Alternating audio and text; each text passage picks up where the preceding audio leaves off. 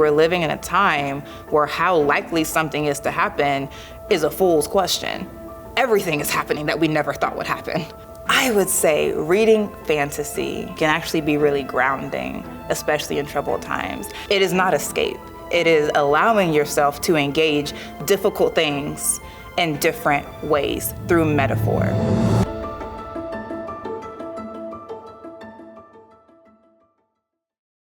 If you want to know how to behave in unprecedented times, read books where the unprecedented is the name of the game. These books are strategies for how to deal with unprecedented times.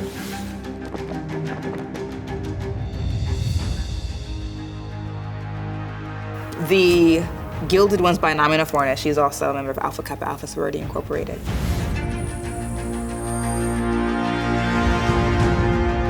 Decca, 16-year-old girl, there's this ceremony about purity and impurity, right? They do this ceremony, they cut the girls, and if the girl bleeds red, she's normal. If the girl bleeds gold, she's impure. And what that means is she is almost immortal. And so they call her a monster. Decca bleeds gold. After she bleeds gold, they put her in a cellar and attempt to kill her every night.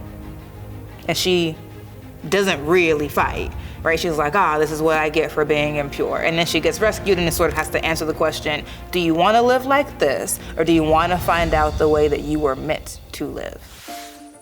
Dread Nation of the Deathless Divide by Justina, Ireland.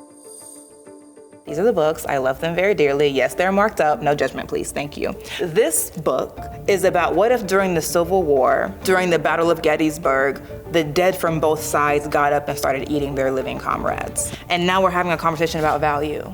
Because if you get bitten by a shambler, which is the zombie of this book, you will become a shambler. That is talking about Black girls in schools who are being taught to kill the dead. If Black girls are being hired in by wealthy families to protect them, then Black girls are socially already dead. What then happens is Black girls are slaying Black girls. So it then opens a lot of these philosophical questions of what it is to be socially dead. So we also get to talk about, well, what is morality in a time of crisis? This book, The Undead Truth, was by Britney S. Lewis. This was her freshman novel, her debut novel. I love this book so much. This is a book where Zari sees dead people. She has just lost her mother, her father is estranged, and so she is grieving. So it's a story about a 16-year-old Black girl who is grieving, and in her grief, she begins to see zombies. So she sees zombies everywhere, and how people turn up looking dead or not depends on how they are loving in their lives. It asks questions about what a lack of love can create in you. It asks questions about how you can have your own personal apocalypse if you don't have love.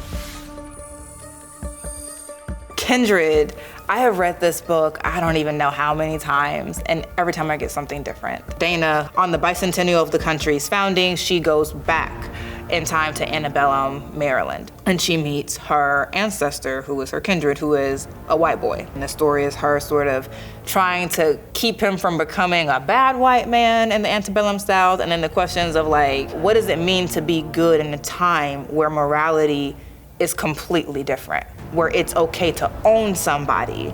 It was reading Kindred and learning how to read Kindred multiple times and get something different each time that really primed me to get the most out of every other book that I've mentioned on this list. Those are my top 5 favorite fantasy books and what they have taught me about living in the real world, whatever that means.